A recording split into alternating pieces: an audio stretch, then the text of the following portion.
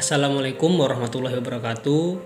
Saya Sandi Ergi Irawan dengan nomor pokok mahasiswa 19 14 15 10 40 dari jurusan Kehutanan Fakultas Pertanian Universitas Lampung. Saya di sini akan menjelaskan atau mempresentasikan pekerjaan saya di mata kuliah Perilaku Satwa Liar. Perilaku mencari makan berang-berang, spesialisasi mencari makan musiman oleh herbivora generalis yang pemilih. Di sini terdapat 4 pokok pembahasan. Yang pertama ada pendahuluan, yang kedua metode, yang ketiga hasil dan pembahasan, dan yang terakhir adalah kesimpulan. Yang pertama adalah pendahuluan. Berang-berang, perilaku mencari makan herbivora pada dasarnya dapat dikategorikan sebagai generalis atau spesialis, tergantung pada spesies yang diberikan, habitat, dan ceruk makanan. Herrera dan Pelmir 2002. Spesies berang-berang atau Eurasia serta Amerika Utara, Castor canadensis. Tumbuhan air, rumput, dan semak, dan tumbuhan berkayu, serta juga termasuk hewan pengerat teritorial besar. Saat musim gugur dan musim dingin, vegetasi hijau tidak tersedia. Akhirnya, berang-berang mencari makan di kulit kayu dan kambium dari vegetasi kayu. Dan kebutuhan pangan dari berang-berang akhirnya pun terpenuhi. Tujuan penelitian: mengevaluasi makanan berang-berang sebelum musim dingin dan musim dingin dalam kaitannya dengan variasi regional dalam sumber daya yang tersedia. Selanjutnya ada metode. Di sini menggunakan 4 metode.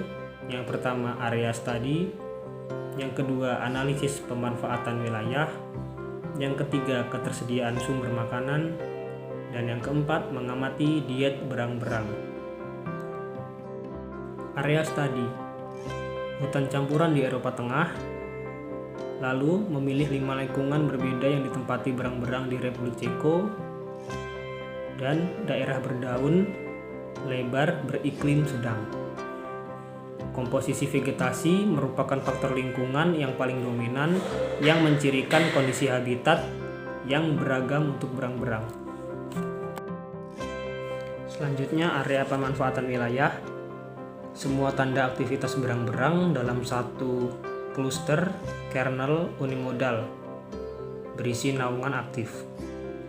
Pemanfaatan ruang yang secara aktif ditempati oleh satu keluarga berang-berang itu secara teoritis ditentukan menggunakan proses stokastik.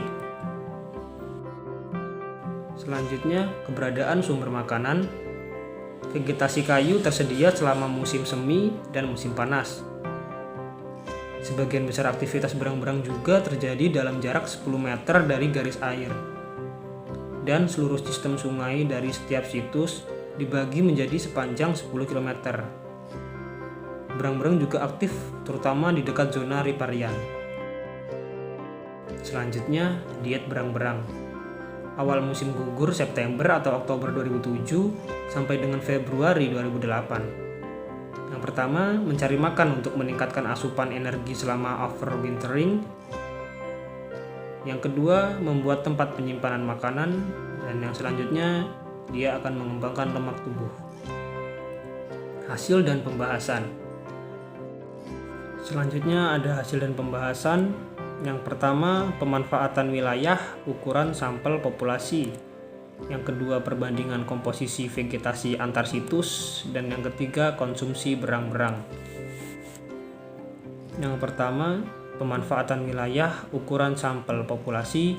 Jumlah wilayah berang-berang dievaluasi dalam 875 km lingkungan akuatik dengan tepi sungai. Vegetasi diperkirakan mencapai 599 km.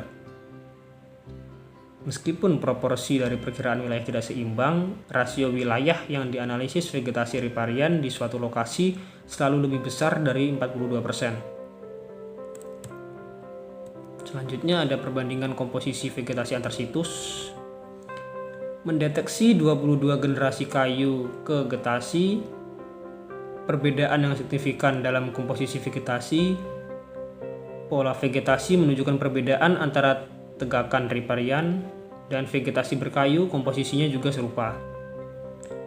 Mengidentifikasi 3 kelompok vegetarian yang beragam, lalu memilih 173 jalur vegetasi riparian untuk dibandingkan. Konsumsi berang-berang. Mengevaluasi 11.880 bidang vegetasi di sepanjang air tubuh. Volume vegetasi kayu yang tumbang ditentukan pada Februari 2008. Willow didominasi di 3 situs yang dipelajari, dan pohon poplar adalah vegetasi berkayu terbanyak kedua di 2 lokasi.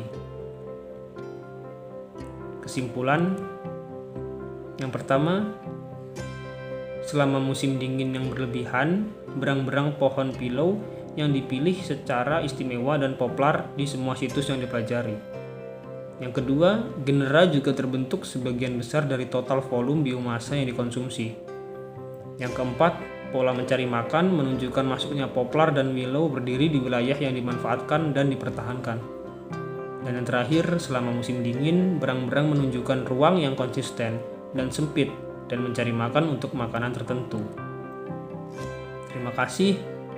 Sekian penjelasan dari saya. Bila ada salah kata saya mohon maaf. Saya akhiri. Wabillahi taufiq wal hidayah. Wassalamualaikum warahmatullahi wabarakatuh.